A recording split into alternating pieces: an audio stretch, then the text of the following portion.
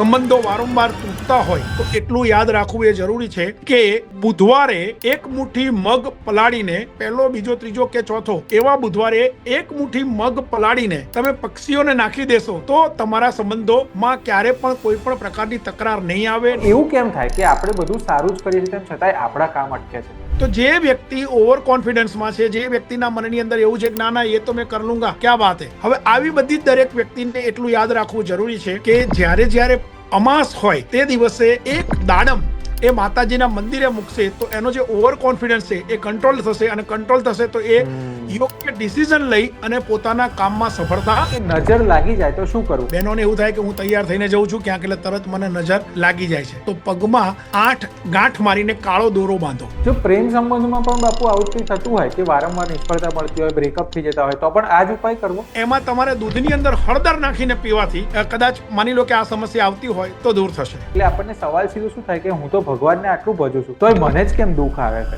ભગવાનને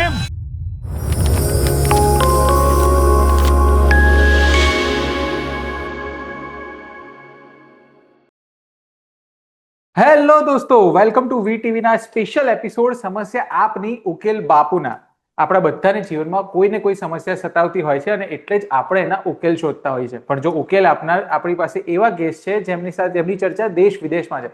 દેશના લોકો તો એમની પાસે આપણી સમસ્યાનો જવાબ માગે જ છે, પણ વિદેશમાં એમના બહુ જ બધા ફોલોઅર્સ છે જે પોતાની સમસ્યાનો જવાબ એમની સાથે શોધે છે. આપણી સાથે છે શ્રી શૈલેન્દ્રસિંહ વાઘેલા બાપુ, જેઓ ખૂબ જાણીતા જ્યોતિષ છે. એટલા બધા જાણીતા જ્યોતિષ છે કે એમની પાસે અઢળક પ્રશ્નોના જવાબ છે, અને એમાંથી થોડાક પ્રશ્નો આજે આ એપિસોડમાં હું એમના સુધી પહોંચાડી રહ્યો છું. એટલે આ એવા પ્રશ્નો છે જે સમસ્યાઓ તમને અને મને બંનેના જીવનમાં આવતી હોય છે. એટલે આ એપિસોડમાં આપણે એ બધા જ પ્રશ્નોના જવાબ લઈશું. અને આ કન્સેપ્ટ અમે એવો રાખ્યો છે કે બાપુ એક જ મિનિટમાં બધા પ્રશ્નોના જવાબ આપે, એટલે એક મિનિટમાં એક પ્રશ્નનો જવાબ આપે અને એવી રીતે ફટાફટ બધાને સોલ્યુશન મળે. Welcome Bapu, welcome to વીટીવીના special episode સમસ્યા આપની ઉકેલ બાપુના. જય માતાજી, સૌને જય માતાજી. દરેક પ્રેક્ષક મિત્રોને, દરેક દર્શકોને મારા ખૂબ ખૂબ ખૂબ ખૂબ જય માતાજી. અને ભાવિકભાઈ સાથે મને લાગે છે કે હું ભાવિકભાઈ બોલ્યો, પણ ભાવિનભાઈ સાથે જે એપિસોડ કરવાની મજા આવે છે અને જે પ્રશ્નો પૂછે છે અથવા તો તમારા પૂછાયેલા પ્રશ્નો ભાવિનભાઈ થ્રુ મારા સુધી આવે છે, તો મને આનંદ થાય છે કે આપને હું જવાબ આપી શકું છું. આપ ડાયરેક્ટ પણ મને WhatsApp through, social media through પ્રશ્ન પૂછી શકો છો. જય માતાજી.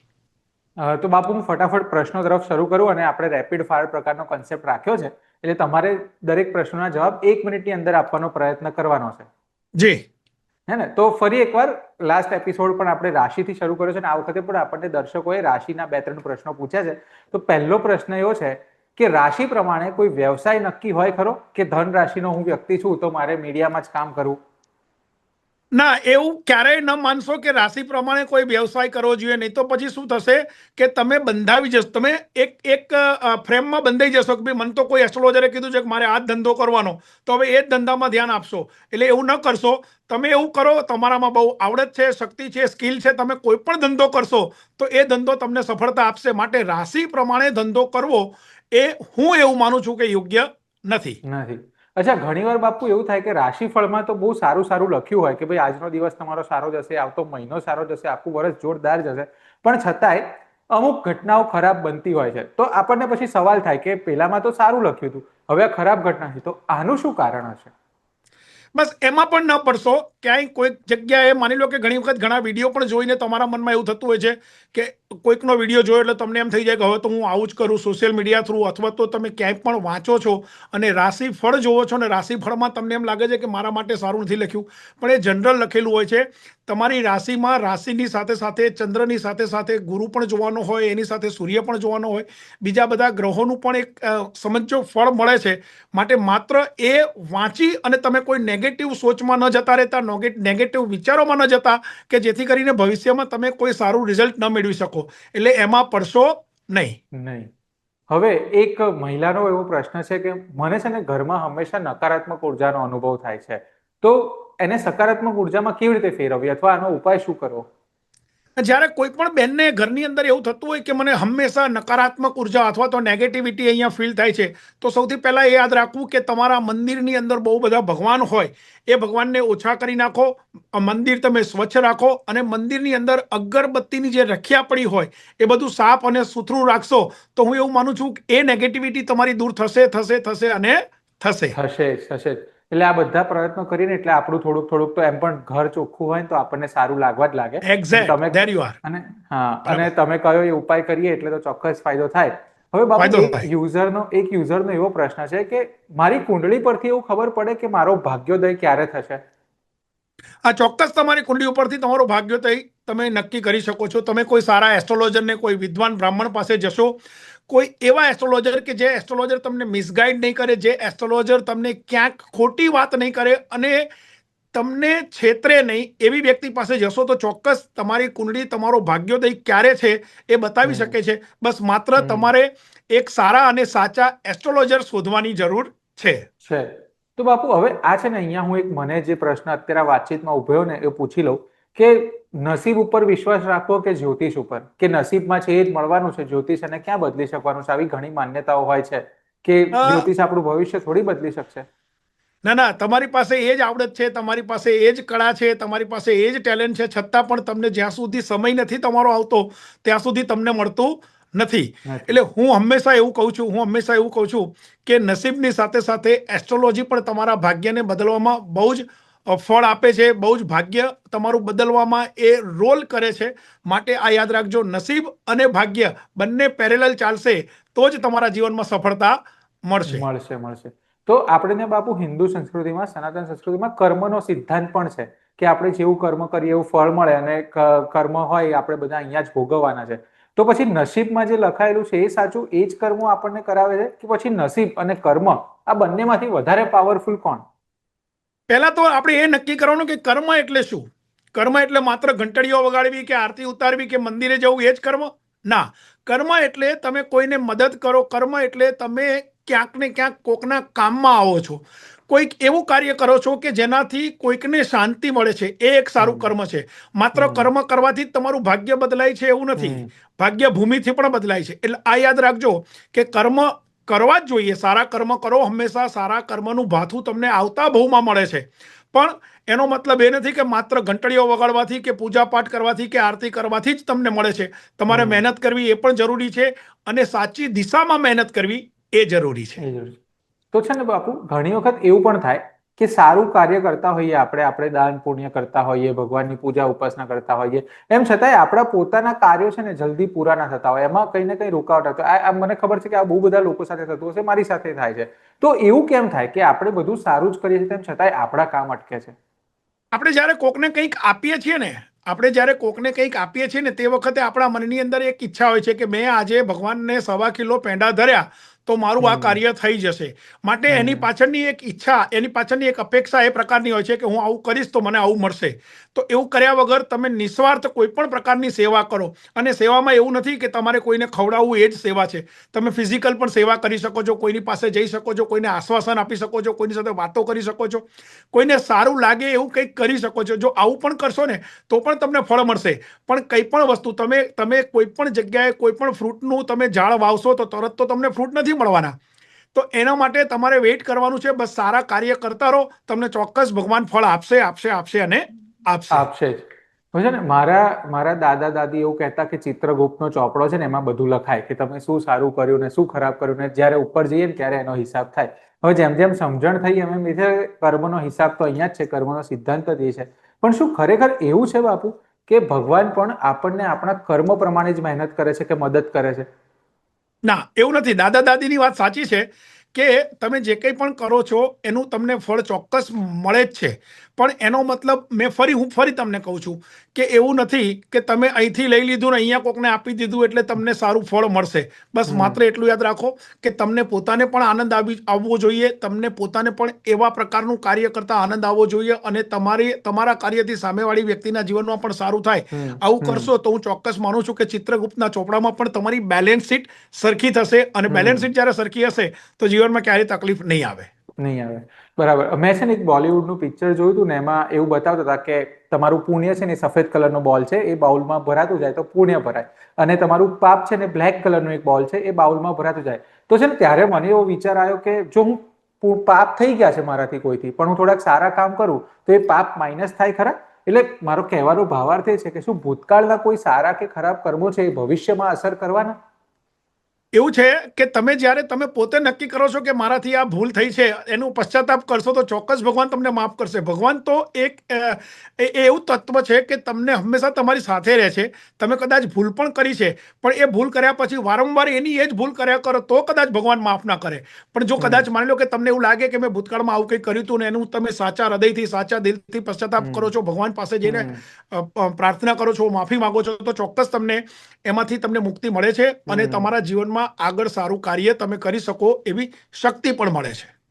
તો બને એટલા સારા કાર્ય કરવાની, લોકોને મદદ કરવાની ભાવના સાથે ઘરેથી નીકળવું અને સારા કામ કરવા, એ જ એક શ્રેષ્ઠ ઉપાય છે. એની સાથે સાથે એક વસ્તુ એ પણ છે કે બને એટલા સારા કામ તો કરવા, પણ બને એટલું કોઈને નડવું નહીં, એ પણ બહુ અગત્યની વસ્તુ છે. કોકની લીટી નાની કરવા માટે, આપણી લીટી મોટી કરવા માટે કોકની લીટી ભૂસવી નહીં. બસ આટલું યાદ રાખજો. જીવનમાં જે કંઈ પણ તમે કરો છો ભગવાન તમને કરાવડાવે છે, પણ એની અંદર એ પણ છે કે તમારી પોતાની પણ બુદ્ધિનો ઉપયોગ કરવો જોઈએ. અને તમને કોઈ મારા જેવો એસ્ટ્રોલોજર એમ કે હા હા હા હા તમારું તો આયુષ્ય 88 વર્ષનું છે, પણ 88 વર્ષનું આયુષ્ય કોઈ એસ્ટ્રોલોજરે કીધું એટલે આપણે 14મે માળ જઈને કૂદકો ના મરાય. સાચી તમે વાત છે. સમજ્યા? તો સાચી દરેક વાત છે. વસ્તુ આપણી બુદ્ધિથી પણ આપણે વિચારવું જોઈએ. આપણે ઘણી વખત ઘણા લોકો એવું કહે છે તો ભગવાન કરાવે છે એનું કરી, ના, ભગવાન નથી કરાવતા. ઘણી બધી વખત ભગવાન તારી ઉપર છોડે છે કે તું વિચાર કે તારે શું કરવું છે. તો બસ માત્ર એટલું યાદ રાખજો, તમને પોતાને ગમે અને તમને પોતાને એવું લાગે કે આ કરવાથી મને સારું ફળ મળશે, એવા કાર્ય કરશો તો હંમેશા ભગવાન તમારી ઉપર રાજી રહેશે. હવે હવે એક મુદ્દો હું તમારી સાથે વાત કરવા જઈ રહ્યો છું, એ થોડોક ફિલોસોફિકલ મુદ્દો પણ છે, પણ કારણ કે તમારી પાસે બધા જ પ્રશ્નોના જવાબ હોય છે એટલે હું પૂછવાની તક ઝડપી લઉં છું કે ઘણા બધા પૈસાદાર લોકો હોય, કરોડપતિ લોકો હોય, જેમની પાસે બહુ જ બધી સુવિધાઓ છે, લાઈક મોટો બંગલો છે, BMW, મર્સિડીઝ પ્રકારની કાર છે, ઘરમાં નોકર ચાકર છે, એટલે બહુ જ પૈસા છે, સુખી છે, પણ મનથી છે ને સતત ખાલીપો સતાવતો હોય. એટલે એવું કે મારી પાસે બધું જ છે પણ શાંતિ નથી. એમાં એવું છે કે કમાવાની પાછળ ક્યાંક ને ક્યાંક પોતાના બિઝનેસમાં એ એટલા બધા ઇન્વોલ્વ હોય છે કે એ સાચા અર્થમાં ભક્તિ ભૂલી જાય છે, સાચા અર્થમાં સેવા કરવાનું ભૂલી જાય છે. ઘણી વખત એવું પણ થાય છે કે એ કમાવાની લાઈનમાં અથવા તો પોતાના બિઝનેસને ચલાવવા માટે પોતાના મા બાપની સેવા પણ ભૂલી જાય છે. ક્યાંક ને ક્યાંક એ રિલેટિવ્સ ભૂલી જાય છે. તો આ બધું જ્યારે થાય છે ત્યારે એના મનમાં ક્યાંક કોઈક ખાલીપો હોય છે. એને ખબર છે કે મારા જીવનમાં માત્ર પૈસા સિવાય કાંઈ નથી. એક વાત એ પણ યાદ રાખજો કે આ જીવનનો સક્સેસનો માપદંડ માત્ર રૂપિયો છે, પણ સાથે સાથે એ રૂપિયાની સાથે આપણું કુટુંબ આપણી સાથે હોવું જોઈએ. એ રૂપિયાની સાથે આપણા દરેક સગા સંબંધીઓ પણ આપણી સાથે હોવા જોઈએ. જ્યારે આ હશે ત્યારે ખાલીપો નહીં લાગે. પણ જો તમે માત્ર પૈસા કમાવા પાછળ જ દોટ મૂકશો તો કદાચ એવું બની શકે કે તમને તમારા જીવનમાં ક્યાંક ખાલીપો વર્તાશે. તો આ ખાલીપો દૂર કરવો હોય તો એના માટે શું કરી શકાય? મતલબ ખાલી ભક્તિભાવ જ એક ઉપાય છે? હું એવું માનું છું કે ભક્તિભાવ તો કરો જ, પણ એની સાથે સાથે તમે તમારા સગાવાલાને, તમારા મિત્રોને વન્સ ઇન અ વાઇલ મળતા રહો. ક્યાંક એવા પ્રોગ્રામો ગોઠવો કે જેથી બધા ભેગા થાય અને ભેગા થઈને સારી વાતો કરે, ભેગા થઈને સારું ખાઈ પીએ, ભેગા થઈને ભક્તિ કરે. આવું કંઈક કરશો તો હું એવું માનું છું કે ખાલીપો દૂર થશે. ખાલીપો માત્ર ને માત્ર ખાલીપો મનનો તનનો નથી હોતો. ખાલીપો એ પ્રકારનો પણ હોય છે કે હું આ બધા પૈસા કમાઈને હવે કરીશું, પણ તે શરૂઆત જ એવી રીતે કરી છે કે તું લોકોથી દૂર થઈ ગયો છું. તો આ યાદ રાખજો, પૈસા કમાવાનો વાંધો નથી, પણ કમાવા સાથે સાથે તમારું કુટુંબ પણ તમારી સાથે હોવું એ જરૂરી છે. હવે આપણા એક યુઝરે એવો પ્રશ્ન કર્યો છે, જે આપણા બધા જ વિડીયો જોતા હોય છે, એમને એવું લાગે છે કે જીવનમાં એ બહુ જ મહેનત કરે છે, પણ કેટલાક વ્યક્તિઓ એમની આસપાસમાં એવા છે જેઓ બહુ મહેનત નથી કરતા તો પણ સફળ થઈ જાય છે અને એ સંઘર્ષ કરતા રહે છે. મતલબ કોઈનું કામ એક વારમાં થતું હોય તો એમનું કામ 4 વખતમાં થાય છે. તો આવું કેમ કે અમુક લોકો મહેનત વગર સફળ થઈ જાય, અમુકને સતત સંઘર્ષ કરવો પડે? એ આપણને લાગે છે કે મહેનત નથી કરતા, પણ મહેનત તો એ કરતા હોય છે. ખરી વાત એ છે કે જે લોકો મહેનત કરે છે ને સફળતા નથી મળતી, એ લોકો સાચી દિશામાં મહેનત નથી કરતા અને લોકો ક્યાંક ને ક્યાંક શોર્ટ વે અપનાવવાનો પ્રયત્ન કરે છે. એટલે વાત એવી છે કે હમણાં જ તમે પહેલા પ્રશ્ન પૂછ્યો કે ભાગ્ય અને ગ્રહો. તો તમારી પાસે ગ્રહો પણ સારા હોય, જો ભાગ્ય ના હોય તો કદાચ એવું બને, તમારી પાસે નસીબ ન હોય તો એવું બને કે તમને જલ્દી સફળતા ન મળે. પણ એટલું યાદ રાખજો કે કોઈ પણ પ્રકારનો શોર્ટ વે, કોઈ પણ પ્રકારનો ટૂંકો રસ્તો અપનાવ્યા વગર તમે સાચા રસ્તે જો મહેનત કરશો તો ચોક્કસ તમને સફળતા મળશે મળશે મળશે અને મળશે. મળશે. અને જો બાપુ કોઈ વ્યક્તિ બધું જ યોગ્ય કરી રહ્યો છે પણ છતાંય વારંવાર એકની એક ભૂલ કરી રહ્યો છે, એટલે અથવા તો વારંવાર ભૂલો કરી રહ્યો છે, તો એની પાછળનું કારણ શું હોઈ શકે? શું એના પાછળના કર્મો એની સાથે ભૂલ કરાવે છે, કે કંઈક ખોટી એની ગણતરી ખોટી છે, કે એના વિચારો ખોટા છે? હવે હવે આમાં એવું છે કે જ્યારે એને સારું થતું હોય તો કે મારા કર્મ સારા હતા એટલે મને સારું થયું છે. હવે જ્યારે એને ક્યાંક ને ક્યાંક ભૂલ કરે છે તો વારંવાર ભૂલ કરે એ વ્યક્તિ હંમેશા ઓવર કોન્ફિડન્સમાં હોય તો જ એ વારંવાર ભૂલ કરે. તો જે વ્યક્તિ ઓવર કોન્ફિડન્સમાં છે, જે વ્યક્તિના મનની અંદર એવું છે કે ના ના એ તો મેં કર લુંગા, ક્યાં વાત હે. હવે આવી બધી દરેક વ્યક્તિને એટલું યાદ રાખવું જરૂરી છે કે જ્યારે પણ અમાસ હોય તે દિવસે એક દાડમ એ માતાજીના મંદિરે મૂકશે તો એનો જે ઓવર કોન્ફિડન્સ છે એ કંટ્રોલ થશે, અને કંટ્રોલ થશે તો એ યોગ્ય ડિસિઝન લઈ અને પોતાના કામમાં સફળતા મેળવશે. મેળવી શકશે. બરાબર. હવે તમે એક સરસ ઉપાય કીધો કે ઓવર કોન્ફિડન્સ ઓછો કરવા માટે શું કરવાનું. ચલો, એ ઓવર કોન્ફિડન્સ આપણે કંટ્રોલમાં આવી ગયો, પણ તો પછી હવે હું જે કામ કરી રહ્યો છું એ યોગ્ય દિશામાં છે, સાચી દિશામાં છે, ધંધો હોય કે કોઈ નોકરી માટેની મહેનત હોય, તો એ ખબર કેવી રીતે પડે? એ જાણવું કઈ રીતે કે હું જે પણ કરી રહ્યો છું એ બરાબર યોગ્ય દિશામાં નથી રહ્યો છું? તમારામાં જે ટેલેન્ટ છે, તમારામાં જે આવડત છે, તમારામાં જે સ્કિલ છે એના પ્રમાણમાં જ ભગવાન તમને કંઈ ને કંઈ કામ આપે છે. આજે દાખલા તરીકે હું તો દરબાર છું, અને દરબાર છું છતાં પણ એસ્ટ્રોલોજીનું કામ કરું છું, તો મારા ભાગ્યમાં આ કાર્ય હતું. પણ જે કાર્ય ભગવાને તમને આપ્યું છે એમાં તમારું ઇન્વોલ્વમેન્ટ જોઈએ, અને એ ઇન્વોલ્વમેન્ટ જ્યારે તમારું હશે તમારા કાર્યમાં, તો હું એવું ચોક્કસ માનું છું કે તમને સફળતા મળશે. તો એ ઇન્વોલ્વમેન્ટ માટે શું કરવું? ઇન્વોલ્વમેન્ટ માટે આ યાદ રાખવું જરૂરી છે કે તમારે વાર પ્રમાણે કપડાં પહેરવા. જો વાર પ્રમાણે કપડાં દરરોજ એવું ન થઈ શકે તો એટલીસ્ટ એટલું યાદ રાખવું કે શનિવારે તો એક કપડું બ્લેક કે બ્લુ પહેરશો તો હું એવું માનું છું કે તમે આ સમસ્યામાંથી બહાર નીકળશો. નીકળી શકાશે. બરાબર. હવે બાપુ, આગળના 3-4 પ્રશ્નો છે ને એક જ યુઝરના છે અને એ બધા જ સંબંધો પર છે, પણ હું એક એક કરીને આપને પૂછું અને આપણને માર્ગદર્શન કરજો. પહેલો જી. પ્રશ્ન એવો છે કે કેટલાક લોકો છે ને એમના જીવનમાં સંબંધો અચાનક તૂટી જતા હોય છે, લાઈક એ પોતાનું બધું જ આપી દે સંબંધોમાં, બહુ મહેનત કરે સાચવવા માટે, તો પણ એક પોઈન્ટ એવો આવે કે જ્યારે સામેનો વ્યક્તિ છોડીને જતું રહે અથવા એનાથી હેન્ડલ ન થાય, પણ સંબંધ કોઈને કોઈ રીતે તૂટી જાય. સંબંધ તૂટવાનો પહેલો નિયમ એ છે કે કાં તો તમે મોટી મોટી વાતો કરી છે, અને જે વાતો કરી છે એ પ્રમાણે કાં તો તમે છો નહીં, અને અથવા તો તમે ક્યાંક ને ક્યાંક તમારી જે વાણી છે, તમારી જે બોલી છે એમાં કોઈકને તમે તકલીફ આપી છે.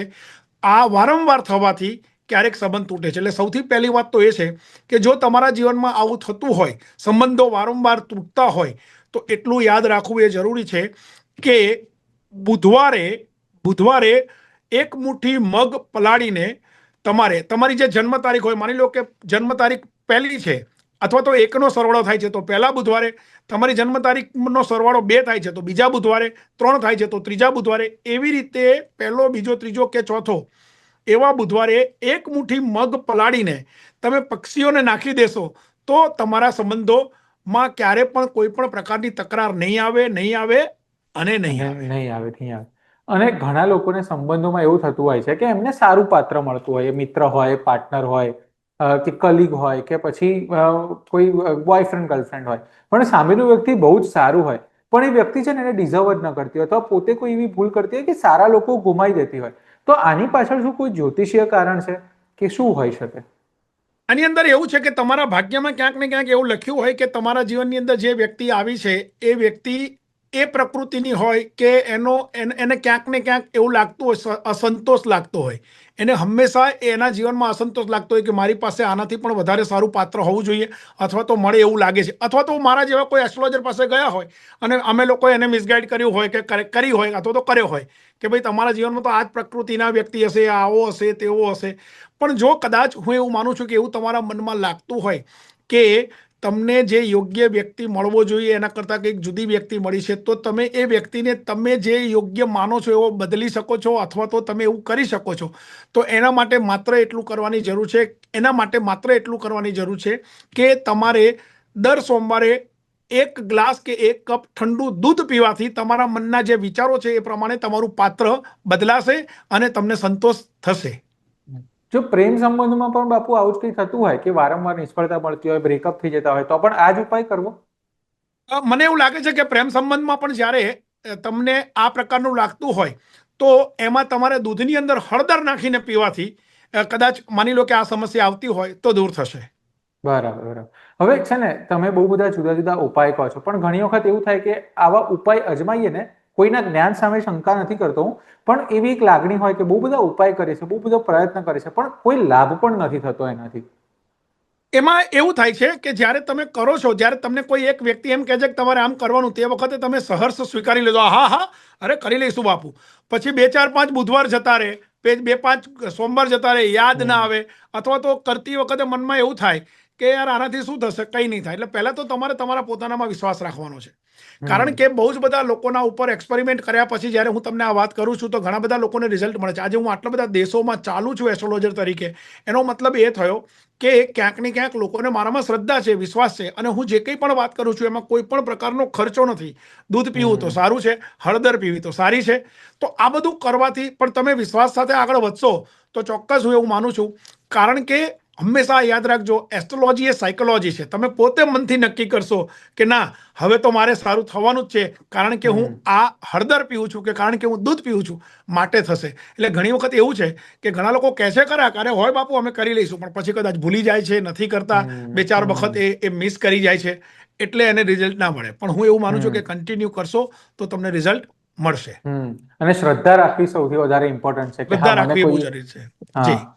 હવે આગળનો પ્રશ્ન એવો છે, જેમ કે મારો જ ઉદાહરણ લઈ લઈએ તો મારી સાથે એવું થાય છે કે દર 2-2.5 વર્ષે છે ને એક નોકરી બદલાઈ જાય છે. તો કોઈ વ્યક્તિને એવું થતું હોય કે વારંવાર નોકરી છૂટી જતી હોય તો એના કારણે આર્થિક તકલીફ આવતી હોય, તો આવા સંજોગોમાં કોઈ ઉપાય બતાવો. મને એવું લાગે છે તમારી કુંડળી જ્યારે મારી પાસે છે, એટલે મેં તમારી કુંડળી જોઈ છે, તો મને એવું લાગે છે કે હમણાં પણ ક્યાંક તમારી નોકરી બદલાય એવું લાગે છે. હવે ખબર નથી તમે બદલશો કે નહીં બદલો, પણ તમારી કુંડળી ઉપરથી મને એવું લાગે છે મે બી. તો વાત એવી છે કે જ્યારે નોકરી બદલાતી હોય ત્યારે એ મનની અંદર વિચાર કરવાનો કે કંઈક ભગવાન મને નવી તક આપે છે, પણ એની સાથે સાથે એ જોવું પણ જરૂરી છે કે તમે જેની સાથે અત્યાર સુધી કામ કર્યું છે એ લોકોની સાથે તમે એવો વ્યવહાર કર્યો છે કે એ લોકો ફરી તમને બોલાવે, એ લોકો ફરી તમારી સાથે ચા પાણી પીવે, એવો વ્યવહાર રાખજો.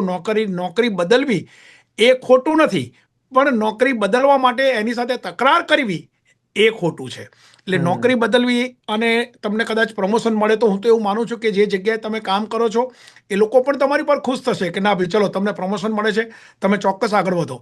પણ રિલેશન સારા રાખીને જો નોકરી બદલશો તો ભવિષ્યમાં બહુ જ બધા તમારા રિલેશન એટલા સારા ડેવલપ થશે કે તમારા જીવનમાં તમે પણ કોકને આંગળી ચીંધીને સારી જગ્યાએ નોકરી અપાવી લગાડે. શકશો. હવે નોકરિયાતનો પ્રશ્ન લીધો ને તો આની સાથે સાથે એક ધંધાર્થીઓ માટેનો પણ પ્રશ્ન છે કે જે પણ ડીલ કરે ને એમાં અમુક સમય એવો હોય કે જે પણ ડીલ કરે ને એમાં નુકસાન જ થાય અથવા કંઈનું કંઈ રહી જતું હોય, હિસાબમાં ગડબડ થતી હોય, જેના કારણે આર્થિક નુકસાન થાય. તો આવી સ્થિતિમાં શું કરવું? મને એવું લાગે છે કે જ્યારે હિસાબમાં ગડબડ થાય છે ત્યારે જે વ્યક્તિ જે જગ્યા ઉપર બેઠા છે એ જગ્યાએ એને વાયવ્ય ખૂણામાં ન બેસવું જોઈએ. વાયવ્ય ખૂણામાં બેસે તો એને હિસાબમાં ગડબડ થશે. એટલે માની લો કે જે એકાઉન્ટન્ટ છે, તમને તમને પણ કહું, તમે જ્યારે કોઈ તમારી નવી પેઢી ચાલુ કરો અને તમારા ત્યાં એકાઉન્ટન્ટ રાખો તો એકાઉન્ટન્ટને વાયવ્ય ખૂણામાં બેસાડવાની વ્યવસ્થા ન રાખવી. એને યા તો ઈશાન ખૂણામાં બેસાડો અને યા તો એને નૈઋત્ય ખૂણામાં બેસાડો.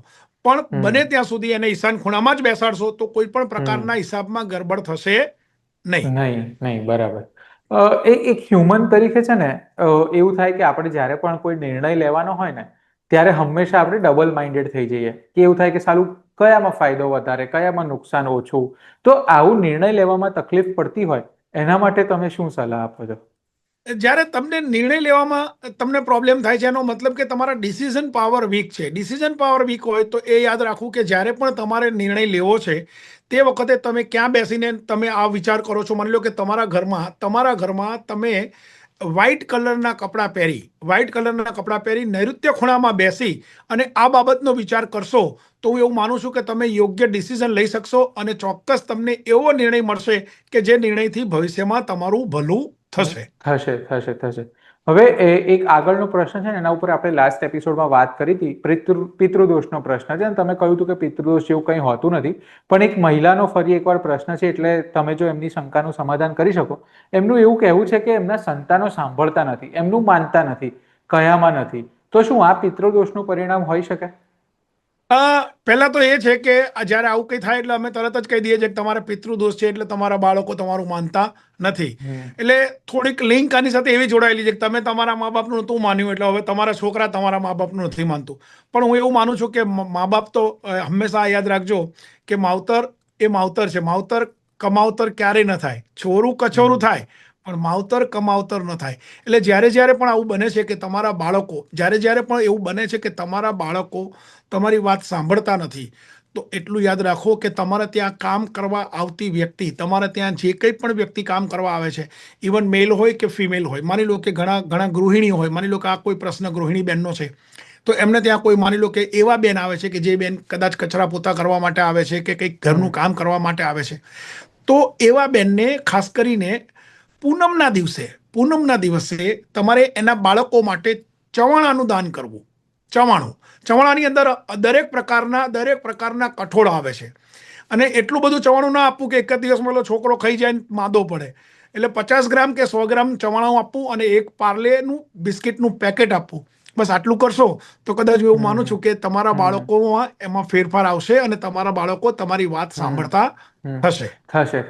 હવે તમે આ જવાબ આપતા હતા ને ત્યારે તમે ગૃહિણીની કે હાઉસવાઈફ મહિલાની વાત કરી, એટલે હું એવા ઘણા બધા ઉંમરલાયક મહિલાઓને ઓળખી છું કે જેઓ બહુ જ ધાર્મિક રીતે વર્તતા હોય, ભક્તિભાવથી કરતા હોય, કે એમનું જીવન ભક્તિ કરવામાં જ જતું હોય, પણ એ છતાંય એમના જીવનમાં કોઈને કોઈ દુઃખ હોય છે. એટલે આપણને સવાલ સીધો શું થાય કે હું તો ભગવાનને આટલું ભજું છું, તોય મને જ કેમ દુઃખ આવે છે? ભગવાનને ભજવાની એક રીત છે ભાઈ.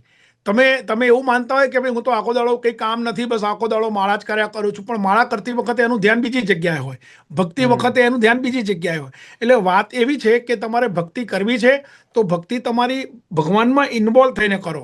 તમે રસોડામાં શું થઈ રહ્યું છે અહીંયા બેઠા બેઠા એ ધ્યાન રાખો છો અને કકડાટ કરો છો, એટલે કાં તો તમારું ભક્તિમાં ધ્યાન નથી, અને ભક્તિમાં ધ્યાન નથી માટે તમે હંમેશા એવું વિચારો છો કે ભગવાનની આટલી ભક્તિ કરું છું પણ ભગવાન મને ફળ નથી આપતું. ભગવાન તો હંમેશા તમે સારા કાર્ય કરો, તમે ભક્તિ કરો કે ના કરો, ભગવાન તો તમને સારું ફળ આપે જ છે, પણ એ ફળ આપણને લેતા નથી આવડતું. એટલે જો તમે પોતે જીવન જીવતા શીખી જાઓ, આ યાદ રાખજો. આનો પહેલો ઉપાય એ છે કે જે વ્યક્તિ, જે વડીલ ઘરમાં બેસી અને બહુ ભક્તિ કરે છે છતાં પણ એને તકલીફ પડે છે, તો સૌથી પહેલું એના માટે એ છે મૌન.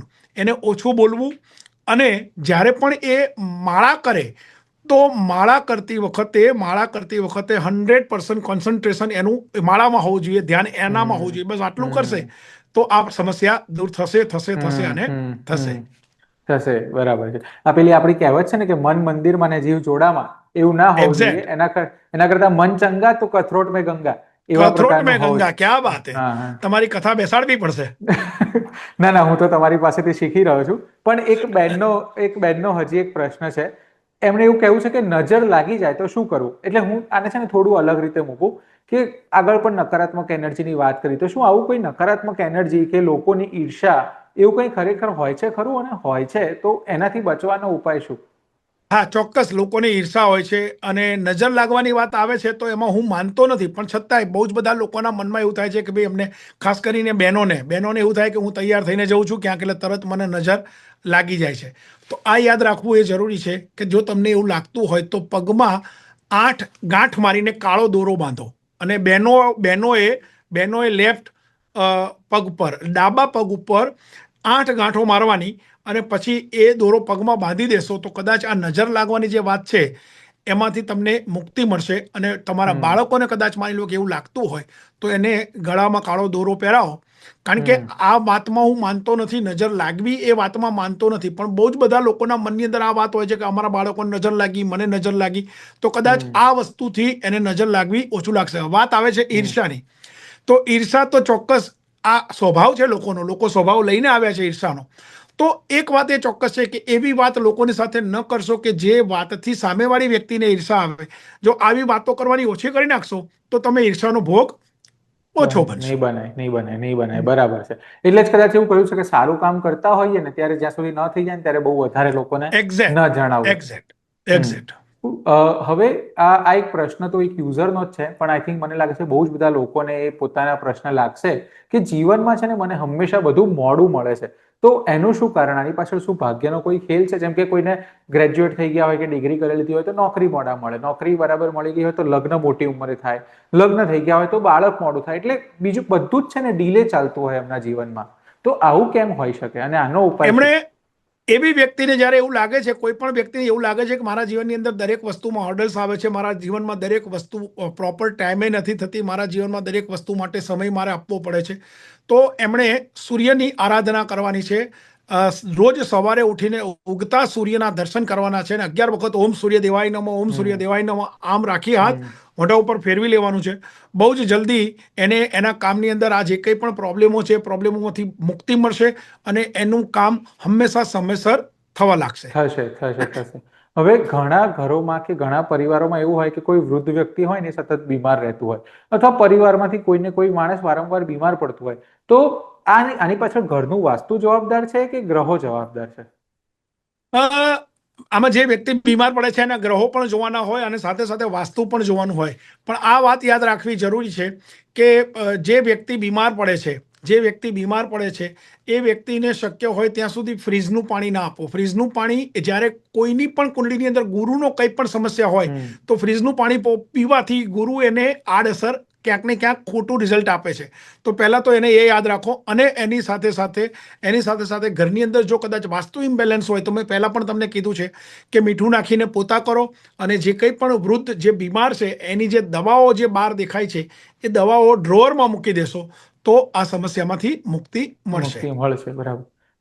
એક યુઝરનો પ્રશ્ન એવો છે કે મારા જીવનમાં બધું જ બરાબર ચાલતું હોય છે, 6-8 મહિના બહુ જ સરસ જાય અને પછી છે ને અચાનક એક એવું યુટર્ન આવે કે ભાઈ ઉથલ પાથલ થઈ જાય. એટલે મને પણ આવો એક કિસ્સો યાદ આવે છે કે મારા એક બેસ્ટ ફ્રેન્ડના લગ્ન થયા.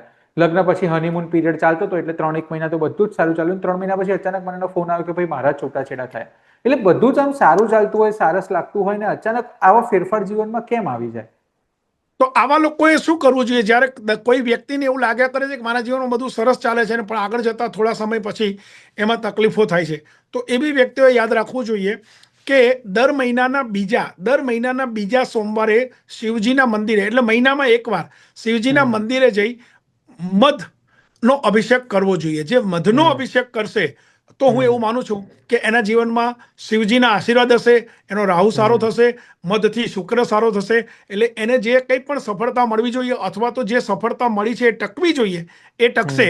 તો બસ માત્ર એવું કરવાનું છે કે દર મહિનાના બીજા એવરી સેકન્ડ મંડે મહિનામાં એકવાર મધનો અભિષેક કરવાથી આ સમસ્યા દૂર થશે. એવા બધા જ પ્રયત્નો તો મારા જેવા અનેક લોકો કરશે જ આપની સલાહથી. જી, પણ કરવો જ બાપુ જોઈએ. હવે હું જે બે પ્રશ્નો પૂછું એ થોડા ફરી એકવાર ફિલોસોફિકલ છે, પણ આપનો અનુભવ અને આપણે કહેલા ઉપાયો બધા જ અસર કરતા હોય છે, એટલે મારે તમને બે પ્રશ્નો થોડા ખોલીને પૂછી લેવા છે. એક પ્રશ્ન એવો છે કે નસીબ બદલવા માટે ખરેખર તો શું મહેનત કરવી જોઈએ? મતલબ સાચા અર્થમાં જો ખરેખર નસીબ બદલવું હોય તો શું કરી શકાય? જ્યારે તમારે તમારું ભાગ્ય બદલવું છે, તમારી નસીબ બદલવું છે, તો સૌથી પહેલો નિયમ એ છે કે તમારે રેગ્યુલર થવાની જરૂર છે. તમે ઉઠો છો કેટલા વાગે? તો કે ભાઈ હું કોક દાડો 8 વાગે ઉઠું છું, કોક દાડો 10 વાગે ઉઠું છું, કોક દાડો 6 વાગે ઉઠું છું. તો એ નહીં. જેને પોતાને એમ લાગે છે કે ભાઈ હું ખૂબ કામ કરું છું, મારું નસીબ નથી ચાલતું, તો એ લોકોએ આ કરવું જરૂરી છે કે ટાઈમસર ઉઠવું, ટાઈમસર સ્નાન કરવું અને ટાઈમસર પૂજા કરવી. જો આટલું કરશો તો હું ચોક્કસ માનું છું કે તમારું નસીબ બદલાશે અને બદલાશે. અને ઘણી વખત એવું થાય ને, આજે બીજો પ્રશ્ન હું કહેતો હતો ને આ છે કે ઘણી વખત જીવનમાં એવું લાગે કે યાર આપણું જીવન છે ને આમ શર્ટ વગરના વહાણ જેવું છે, ક્યારેક આમ ફંગોળાય છે, ક્યારેક તેમ ફંગોળાય છે. તો આવી પરિસ્થિતિમાં જ્યારે કશું જ આપણા હાથમાં ના હોય, કંટ્રોલમાં ન હોય, ત્યારે જ્યોતિષ કઈ રીતે મદદ કરી શકે, કઈ રીતે દિશા બતાવી શકે? મેં તમને પહેલા પણ કીધું કે એક વિદ્વાન જ્યોતિષ પાસે જશો તો ચોક્કસ તમને એનું તમારા ગ્રહો જોઈને તમને એ નિરાકરણ આપશે અથવા તો તમને ગાઈડ કરશે. અને જેથી કરીને તમારા જીવનમાં પણ છતાંય એક સામાન્ય ઉપાય એ છે કે તમારા જીવનમાં જે કોઈ પણ તમારા સરાઉન્ડિંગ લોકો, તમારા મા બાપ, એને તમે માન સન્માન આપવાનું ચાલુ કરી દેશો તો પણ તમારી આ સમસ્યા દૂર થશે. થેન્ક યુ બાપુ. આ બે થોડાક પ્રશ્નો એવા હતા જે મને પણ ઘણા સમયથી મનમાં હતા અને મારે તમને પૂછવા હતા. હવે ફરી એકવાર જ્યોતિષીય પ્રશ્નો પર આવીએ તો એક યુઝર આપણને એવું પૂછી રહ્યા છે કે જન્મનો સમય ભૂલ મેં ખોટો લખાયો હોય અથવા મારા મમ્મી પપ્પાએ ખોટો લખાયો હોય તો શું આખી કુંડળી ખોટી બની જાય? જન્મનો સમય જો ખોટો લખાયો હોય તો કુંડળી ખોટી બને છે, પણ અત્યારે એક આખી નવી મેથડ ડેવલપ કરી છે ન્યુમરોલોજીથી પ્રશ્ન કુંડળી. એટલે ઘણી વખત એવું પણ બને છે કે અમે તમારા દાખલા તરીકે તમે મારી પાસે આવો છો અને તમારી પાસે જન્મનો સમય નથી, તો તમે તમારો લેટેસ્ટ ફોટો મને મોકલો તો શરીર તમારા અંગ ઉપાંગ ઉપરથી અમે નક્કી કરી શકીએ કે તમારા કુંડળીની અંદર તમારું લગ્ન કયું હશે. લગ્ન અલગ અલગ પ્રકારના હોય, મેષ લગ્ન હોય, વૃષભ લગ્ન હોય, સિંહ લગ્ન હોય, કુંભ લગ્ન હોય. તો તમારા દેખાવ ઉપરથી અમે લગ્ન નક્કી કરી અને પછી એ સમય પ્રમાણે અમે તમારી કુંડળી બનાવીએ કમ્પ્યુટરમાં. લગભગ 5, 7, 10 કુંડળી બનાવવી પડે, પણ એના ઉપરથી તમારો સમય નક્કી થઈ શકે છે. પણ એના માટે તમારે કોઈ વિદ્વાન એસ્ટ્રોલોજર પાસે જવાની જરૂર હોય છે. આમાં હું તમને મદદ કરી શકું. તમને ક્યાંય એવું લાગે તો તમે મને ચોક્કસ ફોન કરી શકો છો. ચોક્કસ. અને બાપુ એવું થઈ શકે કે કુંડળી બન્યા પછી તો આપણને ખબર પડી કે હા આવું આવું આવું થઈ શકે, જેમ કે વિદેશ યોગ છે, ધન યોગ છે કે રાજયોગ છે કે નહીં, પણ એવું શક્ય છે કે કુંડળીમાં લખ્યું હોય કે કુંડળીમાં જે અંદાજ હોય એ એવું ન બને આપણી સાથે જીવનમાં? આમ તો તમે જે વિચારો છો ને તો બનવાનું જ છે સાહેબ. આ મનની અંદર અમે લોકો તો વેમ નાખી દઈએ છીએ. જેવો કુંડળી આવ્યું અમને એવું ખબર પડી, પહેલા અમે શરૂઆતમાં એની જોડે વાતો કરી એટલે અમને ખબર પડે કે આને પરદેશ જવાની ઈચ્છા છે, એટલે તરત જ અમે કુંડળી ખોલીને કહીએ એટલે ભાઈ તાર તો પરદેશ જવાનો ચોક્કસ તારા ગ્રહો છે, તું પરદેશ જઈશ જ. એટલે પછી એને મજા આવી જાય અને એમ થાય કે ઓહો બાપુ હું જઈશ, હા હા જઈશ, એમ કરીને ક્યાંક ને ક્યાંક પછી પૂજા પાઠ કે વિધિ વિધાનમાં મૂકીએ છીએ. પણ એક વાત આ યાદ રાખજો કે તમારી કુંડળીમાં જે લખ્યું છે એ મેં તમને ફરી કહું છું કે કોઈ વિદ્વાન બ્રાહ્મણ પાસે જશો, કોઈ વિદ્વાન એસ્ટ્રોલોજર પાસે જશો તો ચોક્કસ તમને એ ગાઈડ કરશે. પણ એની સાથે સાથે આ વાત પણ જરૂરી છે કે મહેનત પણ તમારે કરવાની છે, પ્રયત્ન પણ તમારે કરવાના છે. ને જો તમે પ્રયત્ન કરશો, મહેનત કરશો ને અને પ્રોપર વેથી તમે સાચા રસ્તે જો આ મહેનત કરશો તો ચોક્કસ તમે જે વિચારો છો એ ફળ તમને મળશે અને મળશે. મળશે જ. અને શું કુંડળીમાં એવું લખેલું હોય કે તમને યોગ્ય જીવનસાથી મળશે કે નહીં, અથવા તો કુંડળીની મદદથી યોગ્ય પાર્ટનર 100% સારું ચાલે એવું ગોતી શકાય? 100% તો કોઈ કહેતું હોય તો હું નથી માનતો, કારણ કે કોઈ પણ પાત્ર 100% યોગ્ય હોતું જ નથી. કારણ કે બંને જ અલગ ઘરમાંથી આવેલા હોય છે એ કપલમાં. તો સ્વાભાવિક છે કે બંનેનો ઉછેર અલગ છે, બંનેનું બ્લડ અલગ છે, પણ ક્યાંક ને ક્યાંક તમે એકબીજાની સાથે રહેતા એકબીજાને માન સન્માન આપતા એકબીજાની વાત સાંભળતા તમે એકબીજાની સાથે એવું સરસ જીવન જીવો કે તમે બંને એકબીજાના માટે યોગ્ય પાત્ર થઈ જાઓ. એવું થઈ શકે. પણ તમને કોઈ એસ્ટ્રોલોજર એમ કે હું તમને વિધિ કરાવી દઈશ, હું તમને પૂજા કરી દઈશ તો તમને યોગ્ય પાત્ર મળશે. તમને પાત્ર મળે પણ યોગ્ય બનાવવું એ તમારા હાથમાં છે. તમારા તો હાથમાં છે. યોગ્ય બનાવવા માટે બસ માત્ર એટલું છે કે તમે એની સાથે જીવન જીવતા એવું જીવન જીવો કે એને પણ સારું લાગે અને તમને પણ સારું લાગે, તો એ પાત્ર યોગ્ય બની શકે. એટલે આમ તો એવું કહેવાય કે લગ્ન છે ને લેટ ગો કરવાની વાત છે, કે ક્યારે કોણ વેરી ક્યાં ગુડ. સરેન્ડર કરી દેશે કે ક્યારે કોણ ક્યાં જતું કરે છે ને તો લગ્ન બરાબર ચાલે. અને તમે કીધું એ સાથે બરાબર એ વાત બંધ બેસે છે. જી. હવે બાપુ એક પ્રશ્ન એવો છે કે પતિ પત્ની વચ્ચે ઝઘડા થતા રહેતા હોય અથવા પ્રેમી પ્રેમિકા વચ્ચે ઝઘડા થતા રહેતા હોય, તો આની પાછળ શું કોઈ ગ્રહ વિવાદ હોય છે કે એનો કોઈ ઉપાય હોય છે? મને એવું લાગે છે કે ગ્રહની કોઈક અસર તો હોય જ, પણ એની સાથે સાથે અપેક્ષાઓ બહુ હોય. જ્યારે કોઈ પણ પતિ પત્ની વચ્ચે હોય કે પ્રેમિકા વચ્ચે જ્યારે પ્રોબ્લેમો થતા હોય તો એની અંદર અપેક્ષાઓ બહુ હોય. તો સૌથી પહેલી વાત તો એ છે કે તમારે જો માની લો કે આ બધી જ વસ્તુમાંથી બહાર નીકળવું છે, તમારે આ બધી જ વસ્તુમાંથી માની લો કે તમારા ઘરમાં ઝઘડા થાય છે કે પ્રેમી અને પ્રેમિકા વચ્ચે તમારે ઝઘડા થાય છે, તો સૌથી પહેલી વાત એ છે કે તમારે શું કરવાનું છે. તમારે આંખોમાં પાણી છાંટવાનું છે. દરરોજ આંખોમાં પાણી છાંટવાનું છે. અને જો શક્ય હોય તો કૃષ્ણ ભગવાનના મંદિરે દર્શન કરવાના છે. જો આવું કરશો તો તમારી વચ્ચે જે ડિફરન્સ ઓફ ઓપિનિયન છે એ પણ દૂર થશે અને તમારા જીવનમાં સારો સમય આવશે. આવશે.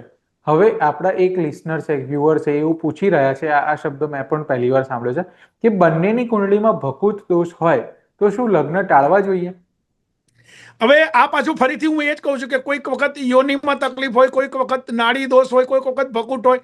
તો આ બધી વાતમાં એક વાત એ યાદ રાખજો કે તમારું જે જીવન છે, લગ્ન જીવન, એ બસ બહુ જ પ્રેક્ટિકલ જીવન જીવવું જોઈએ. જો માની લો કે ભકુટ છે, કોઈ એક વ્યક્તિના જીવનની અંદર કોકને એમ લાગે, પતિને એમ લાગે કે ભાઈ મારે આવું કરવું છે, ને પત્નીને એમ લાગે કે ભાઈ ના મારે તો આ પ્રમાણે જીવવું છે, તો એની અંદર બંને જણા એકબીજાને એડજસ્ટ થઈને જીવશે તો કોઈ પણ પ્રકારનો દોષ લાગતો નથી. બસ માત્ર એવું છે કે કોઈ એક મુદ્દા માટે કે કોઈ એક પોઈન્ટ માટે નાડી દોષ છે તો હવે આપણે લગ્ન નથી કરવા, એવું ન કરશો. દીકરો સારો હોય, દીકરી સારા હોય, સારું કુટુંબ હોય તો જવા ન દેશો. બસ માત્ર એટલું યાદ રાખજો, એડજસ્ટ થવાનો પ્રયત્ન કરજો, એને જે ગમે છે એ કરવાનો પ્રયત્ન કરજો. બંને પાર્ટનર, પત્ની હોય તો પતિને અને પતિ હોય તો પત્નીને, બસ આટલું કરશો તો તમને જે આઠ જે મુદ્દા છે અમારા કે ભાઈ લગ્ન મેળાપકના જે 8 મુદ્દા છે એ મુદ્દામાંથી કોઈ પણ મુદ્દો તમને અસર નહીં કરે, નેગેટિવ રિઝલ્ટ નહીં આપે અને તમારું જીવન સારું જશે. બહુ તમે જે ઉલ્લેખ કર્યો ને નાડી દોષનો, એ તો આઈ થિંક દરેક લગ્નો વખતે બહુ જ સતત ચર્ચાતો પ્રશ્ન હોય છે. તમે કહો છો એમ નાડી દોષ હોય તો પણ લગ્ન કરવામાં વાંધો નથી, પણ એક વખત લગ્ન થઈ ગયા તો ભવિષ્યમાં શું લગ્ન તૂટે શકે એવું નાડી દોષ હોય બંને વચ્ચે તો લગ્ન તૂટી શકે એવી કોઈ શક્યતાઓ ખરી? નાડી દોષનું કારણ એ છે, નાડી દોષ માટે અમે લોકો એવું કહીએ છીએ કે ભાઈ નાડી દોષ છે તો બાળકોનો પ્રોબ્લેમ થશે, આવી વાત કરીએ છીએ. એટલે સ્વાભાવિક છે કે આ ઇમોશનલ વાત છે. કદાચ છોકરો છોકરી તો કદાચ આ વાત ના માને, પણ દાદા દાદીને એમ થાય ના છોકરા નહીં થાય તો અમારે નથી કરવું. પણ સાચી વાત એ છે કે આવું કંઈ હોતું નથી. છોકરા છોકરી થવા તો મેડિકલની વાત છે, એ એસ્ટ્રોલોજીની વાત નથી. અને મારી પાસે મેં ભૂતકાળમાં પણ કીધું છે, ફરી કહું છું, 1000 એવી કુંડળીઓ છે કે જેની અંદર નાડી દોષ છે અને બાળકો છે, જેને નાડી દોષ નથી ને બાળકોય નથી, એવી પણ મારી પાસે 500 કુંડળીઓ છે. એટલે આ બધી વાતમાં પડશો નહીં, બસ માત્ર તમારા પોતાનામાં વિશ્વાસ રાખો. એસ્ટ્રોલોજી એ સાયકોલોજી છે. તમારું માઇન્ડ તમે કેવી રીતે ચેન્જ કરો છો ને એની ઉપરથી તમને રિઝલ્ટ મળે છે. તો તમે કોઈ સાચા એસ્ટ્રોલોજરને, કોઈ સાચી વ્યક્તિને મળશો તો તમને એની એક રીત બતાવશે. નાડી દોષની પણ ઘણી બધી એવી રીતો છે કે જેનાથી તમારા જીવનમાં સારો સમય આવી શકે. તો આવું કદાચ કંઈક હોય તો તમે એક સારા એસ્ટ્રોલોજર પાસે જશો તો તમને ચોક્કસ રસ્તો બતાવશે. પણ નાડી દોષના કારણે તમે સારું કુટુંબ કે સારી દીકરી, સારું કુટુંબ કે સારો દીકરો જવા ન દેશો. હવે કુંડળીમાં જો શુક્ર ગ્રહ નબળો હોય અથવા ખરાબ હોય તો સંબંધો બરાબર ન ચાલે, લાંબુ ન ટકે, આવી કોઈ શક્યતા ખરી? હવે માત્ર શુક્ર જ સારો હોય તો જ સંબંધો સારા હોય એવું નથી હોતું. એની સાથે સાથે બીજા બધા ઘણા બધા ગ્રહો જોવાના હોય છે. પણ છતાંય શુક્રની વાત તમે કરી તો હું એટલું કહું કે જો તમને એમ લાગતું હોય કે તમારા જીવનમાં અથવા તો તમને કોઈ એવું કીધું હોય કે શુક્રનો પ્રોબ્લેમ છે અથવા તો તમને પોતાને તમારું જીવન જીવવાનો આનંદ નથી આવતો અને શુક્ર કદાચ વીક છે માટે આ બધા પ્રોબ્લેમ છે, તો શુક્ર માટે કોઈ વિધિ વિધાનમાં ન પડશો. બસ માત્ર દર શુક્રવારે 1 કપ દૂધની અંદર 1 ચમચી મધ નાખીને પીશો તો આપોઆપ તમારો શુક્ર પાવરફુલ થશે અને થશે. હવે લગ્નની વાત છે ને એટલે એક પ્રશ્ન હું એ પૂછી લઉં કે લગ્ન પછીનું જીવન કેવું રહેશે? ખુશ રહેશે, સફળ રહેશે કે પછી લગ્ન પછી ઝઘડા થશે? એ કુંડળી પરથી પહેલેથી જ જાણી શકાય? તમે મને એક એવું કપલ બતાવો કે લગ્ન પછી જેના જીવનમાં ઝઘડા નથી થયા. એટલે આ પ્રશ્ન મને લાગે છે કે જે લોકોએ પૂછ્યો હશે ને એને બરાબર છે, હું એનો જવાબ તો આપું છું, પણ ઝઘડા ન થવા એનો મતલબ એ થયો પેલું એને જેવી વાત છે કે જીવનમાં અપ્સ ડાઉન્સ ક્યારે આવે છે? જો ભગવાન ના કરે અને કોઈને કાર્ડિયોગ્રામ કરાવવા જવાનું થાય તો કાર્ડિયોગ્રામનું જે રિઝલ્ટ આવે એમાં અપ્સ ડાઉન્સ આવે છે. એનો મતલબ કે ઇઝ લાઈવ અને straight line there is no more. તો જો ઝઘડા નથી થતા એનો મતલબ કે તમે મૂંગા મોઢે તમારું જીવન પસાર કરી રહ્યા છો. ઝઘડા થાય છે એનો મતલબ તમે હક અધિકાર જમાવો છો. અને લગ્ન જીવનની અંદર તો હક અધિકાર હોય ને તો જ લગ્ન જીવન જીવવાની મજા આવે. એટલે તમે પણ કહું ભાવિનભાઈ, ઝઘડા ના થતા હોય આજે જ ઘેર જઈને બરાડા પાડજો, થોડો ઝઘડો કરજો અને પછી મને ફોન કરજો. ચોક્કસ. પછી તમારે સમાધાન કરાવવું પડશે. સમાધાન થઈ જશે. તમે એટલા મેચ્યોર છો કે તમે સમાધાન કરી જ નાખશો. પણ આવું થશે પછી હંમેશા આ યાદ રાખજો, ઝઘડો થયા પછી પતિ પત્ની વધારે નજીક આવે છે. પછી તો વધારે એના માટે સારું બરાબર ઘી નાખીને રોટલી બનાવે. તો બાપુ પણ આમાં છે ને ઘણી વખત એવું પણ થતું હોય કે ઝઘડા એટલા વધી જતા, આમ તો ઝઘડા થવા એ સારી વાત છે, એવું બધા જ કહે છે, પણ ઘણી વખત એવું થાય કે ઝઘડા એટલા બધા થઈ જાય કે લગ્ન તૂટી જતા હોય. કોઈના 1 લગ્ન તૂટે, કોઈના 2 લગ્ન તૂટે. તો આની પાછળ શું જન્મ કુંડળીના કોઈ ગ્રહો જવાબદાર હોય છે? હવે ઝઘડા થવાના કારણો શું? ઝઘડા થવાના કારણોમાં એક કારણ, બહુ જ મોટામાં મોટું એક કારણ એ છે કે ત્રીજી વ્યક્તિ, ત્રીજું પાત્ર જ્યારે વચમાં આવે છે ત્યારે પણ ઝઘડા થવાના કારણો. તો ઝઘડા થવાના કારણોમાં એક કારણ એ છે, કે જ્યારે બંને જણા જોડાયા ત્યારે બહુ મોટી મોટી વાતો કરી. માની લો કે છોકરો એમ કે ડાર્લિંગ, શું કે છોકરો? ડાર્લિંગ, આખા દિવસમાં 3 વાર તો હું સ્નાન કરું છું. પછી જ્યારે એ બંને મળતા હોય ત્યારે અને પછી જ્યારે એ બંનેના લગ્ન થાય ત્યારે ખબર પડે કે આ ડાર્લિંગ તો 3 દાડે 1 વાર નાય છે. એક દાડામાં 3 વાર નહીં, 3 દાડે 1 વાર. એટલે ઘણી બધી મોટી મોટી વાતો કરી હોય અને પછી જ્યારે બંને ભેગા થાય ત્યારે ખબર પડે કે આણે કીધું તું કંઈક અને થયું કંઈક, માટે ઝઘડા થાય છે અને એનું મોટું સ્વરૂપ થાય છે. એટલે મોટું સ્વરૂપ થવાના કારણો શું છે એની પણ બહુ જ અગત્યતા છે અને એ કારણો પાછળ પણ ક્યાંક ને ક્યાંક ગ્રહો જવાબદાર છે. એટલા માટે તમારે કોઈક સારા જ્યોતિષ પાસે જવું જોઈએ. જોઈએ જોઈએ. અને જન્મ કુંડળી પરથી કે ગ્રહોની પરિસ્થિતિ પરથી બાપુ શું એ જાણી શકાય કે મારા લગ્ન વિદેશમાં જ થશે? હા, ચોક્કસ. તમારી કુંડળીની અંદર રાહુ અને શુક્રની જે સિચ્યુએશન છે એના ઉપરથી આપણે એવું કહી શકીએ કે તમારા લગ્ન ક્યાં થશે અને તમારું લગ્ન જીવન કેવું રહેશે. પણ વાત એવી છે કે તમે પોતે જ એવું વિચારશો કે મને તો મારે લગ્ન કરવા છે, પણ મારે લગ્ન જો પરદેશ થાય તો વધારે સારું. તમે પોતે એવું વિચારશો તો ભગવાન છે ને હંમેશા તથાસ્તુ તથાસ્તુ, સો બીટ સો બીટ એવું કહેતા કહેતા ફરતા હોય છે. એમાં એકાદ વખત જો સો બીટ થઈ ગયું, એકાદ વખત તથાસ્તુ થઈ ગયું તો તમને મળે પણ ખરું. તો પોઝિટિવ વેમાં હંમેશા આ વિચારો કે મારે પ્રદેશ જવું છે, મારે મારા કુટુંબનું સારું કરવું છે, મારે જીવનમાં સારું કંઈક બનવું છે અને એના માટે થઈને પરદેશની કોઈ સારી છોકરી કે પરદેશનો કોઈ સારો છોકરો મળે તો મારે કરવા છે. હવે એની સાથે એક બીજી વસ્તુ એ પણ યાદ રાખજો, પરદેશની છોકરી કે પરદેશનો છોકરો મળે તો બરાબર તપાસ કરીને લગ્ન કરજો. માત્ર પરદેશ માટે જ લગ્ન કરો એવું ન થાય. બાબુ, લગ્નથી જ એક બીજો પ્રશ્ન મને સૂજી રહ્યો છે કે અરેન્જ મેરેજ અને લવ મેરેજ, આજકાલ તો લવ મેરેજ બહુ જ કોમન થઈ ગયા છે અને લવ મેરેજમાં પણ ઘણા પેરેન્ટ્સ કુંડળી બતાવતા હોય છે. તો અરેન્જ મેરેજમાં તો બતાવે જ, તો અરેન્જ મેરેજ અને લવ મેરેજ આ બંને કુંડળીઓ જ્યારે મળે છોકરા છોકરીઓની, ત્યારે અલગ અલગ ગ્રહ જોવાય કે સેમ જ રીતે જોવાની હોય? તેમ રીતે જોવાનું હોય છે. લગ્ન તમે લવ મેરેજ કરો છો કે અરેન્જ મેરેજ કરો છો, એને કુંડળીને કોઈ લેવા દેવા નથી. પણ વાત એવી છે કે જ્યારે તમે કુંડળી મેળવવા જાઓ છો, જે વ્યક્તિ પાસે, જે વિદ્વાન પાસે તમે તમારી કુંડળી મેળવો છો, એ વિદ્વાન જો પોતાની ખીચડી પકવે, એ વ્યક્તિ જો પોતાની ખીચડી પકવે અને એ વ્યક્તિ કદાચ માની લો કે એમ કે આની અંદર આ પ્રકારનો દોષ છે ને આ દોષ ત્યારે જ દૂર થશે કે તમે મારી પાસે વિધિ કરાવશો, તો એમાં ન પડશો. બસ માત્ર તમે બંને કુટુંબ ભેગા થાઓ અને જેણે પણ લગ્ન કરવાના છે એને એટલું ચોક્કસ કહી દઉં છું કે તમે જેની સાથે લગ્ન કરો છો એ પાત્ર જ તમારું નથી, તમે એના કુટુંબ સાથે એને સ્વીકારો છો. તો સૌથી પહેલી તો વાત એ યાદ રાખજો કે જ્યારે પણ તમારે લગ્ન કરવા છે તો સૌથી પહેલા તમે તમારા મા બાપને વિશ્વાસમાં લો, જેને લવ મેરેજ કરવા છે એના માટે, અને પછી તમે આગળ વધો. પણ એનો મતલબ એ નથી કે લવ મેરેજ કરો એટલે તમે ખરાબ છો. પ્રેમ તો થઈ જાય છે, પ્રેમ થઈ જાય છે અને હું તો કહું છું પ્રેમ થઈ ગયા પછી લગ્ન કરજો જ. લગ્ન કરશો તો એમાં કંઈ ખોટું નથી, પણ એની સાથે સાથે આ યાદ રાખજો કે જે તમે લગ્ન પહેલા જે હતા એવા જ રહેજો અને એવી જ રીતે તમે એને પ્રેમ કરશો તો જીવનમાં ક્યારેય લગ્ન જીવન તૂટશે નહીં. નહીં નહીં નહીં નહીં, બરાબર. પણ ઘણા જ્યોતિષમાં મેં એવું કહેતા સાંભળ્યા છે કે તમારી કુંડળીમાં છે ને દ્વિતીય લગ્નનો સંયોગ છે. તો આ દ્વિતીય લગ્ન એટલે શું, ખરેખર બે લગ્ન થાય? આ સાચું હોય? આ બધી વાતો છે. આ હાથ જોવે ને અહીંયા આ જોવે ને અહીંયા આ જોવે ને પછી આ જોઈને કે એમાં અમુક લોકો તો એટલા હરખાઈને ઓહો મારે તો 3 લગ્ન છે. એટલે ભાઈ આવું કશું નથી હોતું. આ તો આપોઆપ તમારો હાથ વળ્યો એટલે આ કાપા દેખાયા. પણ એમાં ન પડશો, એમાં ન પડશો. બસ માત્ર. અને શા માટે દ્વિતીય યોગ, લગ્નનો દ્વિતીય યોગ આવવો જ કેમ જોઈએ તમારા જીવનમાં? કેમ તમે એવું વિચારો છો?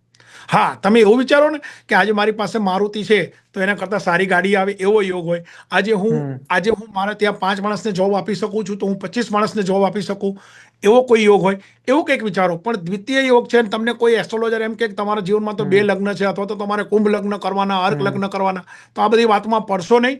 બસ માત્ર તમે 2 કુટુંબ ભેગા થઈ અને તમે જે નક્કી કરશો અને જે કંઈ પણ સાચી હકીકત હશે એકબીજાને કહેશો તો જીવનમાં ક્યારેય લગ્નનો કોઈ પ્રોબ્લેમ નહીં આવે, નહીં આવે, નહીં આવે અને નહીં આવે. નહીં જ આવે, બરાબર. હવે કોઈ વ્યક્તિની કુંડળીમાં જ લગ્ન યોગ જ ન હોય એવું શક્ય છે? અને એવું લગ્ન યોગ ના હોય તો લગ્ન ન જ થાય?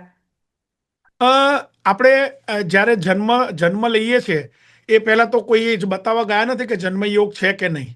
તો લગ્ન યોગ એ એક એવા પ્રકારની વાત છે કે તમારા જીવનમાં ક્યાંક ને ક્યાંક ભગવાને એવો સમય તો આપ્યો જ છે કે જેનાથી તમારા જીવનમાં સારો સમય આવે.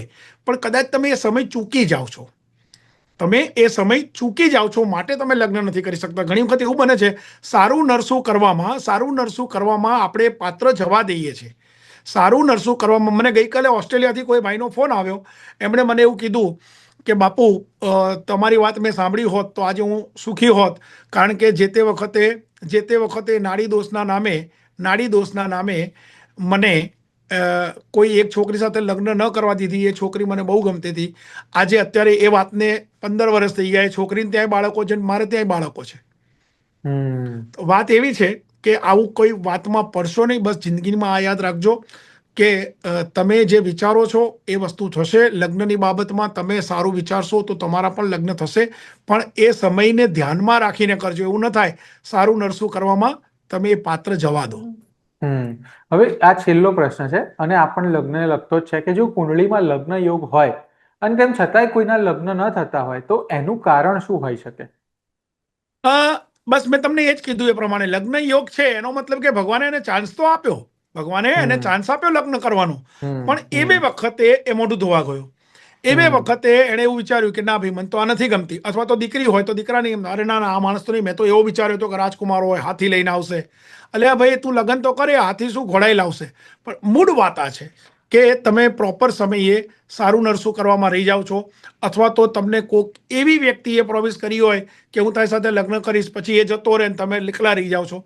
આવું ન થાય એના માટે કુંડળી યોગ્ય વ્યક્તિને બતાવી અને પછી તમારો સમય ક્યારે સારો છે, લગ્નનો સમય ક્યારે છે, જો એ તમે કઢાઈ આપશો અને એ સમયને ધ્યાનમાં રાખીને તમે પ્રયત્ન કરશો તો હું ચોક્કસ માનું છું કે લગ્ન થશે થશે થશે અને થશે. અને થશે જ.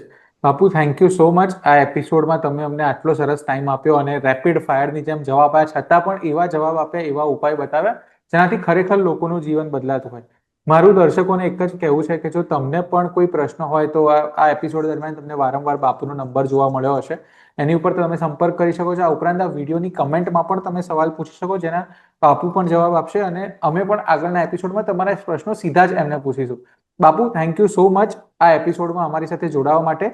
અને હવે જે દર્શકો બીજા પ્રશ્નો લઈને આવશે એના માટે આપણે ફરી એક એપિસોડમાં મળીશું. થેન્ક યુ ભાવિનભાઈ, તમારો પણ ખૂબ ખૂબ આભાર. તમે પણ ખૂબ સરસ પ્રશ્નો પૂછ્યા, સરસ રીતે પ્રશ્નો પૂછ્યા, અને હું એવું ઈચ્છું છું કે આપણા દર્શકોને બધા જ પ્રશ્નો સમજાયા હશે. ક્યાંક કોઈને પણ એવું લાગ્યું હોય મને ફોન કરી શકે છે. તેની સાથે સાથે એસ્ટ્રોલોજી એ સાયકોલોજી છે. માત્ર ને માત્ર પૂજાપાઠ કરવાથી કે વિધિ વિધાન કરવાથી જ આપણને રિઝલ્ટ મળે છે એવું નથી. તમે મારા દરેક પ્રશ્નમાં ક્યાંક ને ક્યાંક મેં એવી વાત કરી છે કે તમે પોતે નક્કી કરશો એ જ રિઝલ્ટ મળશે. તો આપ સૌ દર્શકોને મારા જય માતાજી, અને ક્યારે પણ મારી જરૂર પડે તો ચોક્કસ મને યાદ કરશો, મને ફોન કરશો, હું ચોક્કસ જવાબ આપીશ. જય માતાજી. થેન્ક યુ ભાવિનભાઈ. વીટીવીના દર્શકોને મારે એટલું જ કહેવું છે કે તમે જોતા રહેજો વીટીવીની યુટ્યુબ ચેનલ, સબસ્ક્રાઇબ કરજો, VTVGujarati.com જોતા રહેજો. સમસ્યા આપની અને જવાબ બાપુના. હજી એક એપિસોડમાં અમે તમને ઝડપથી મળીશું. ત્યાંથી જોતા રહો VTVGujarati.com.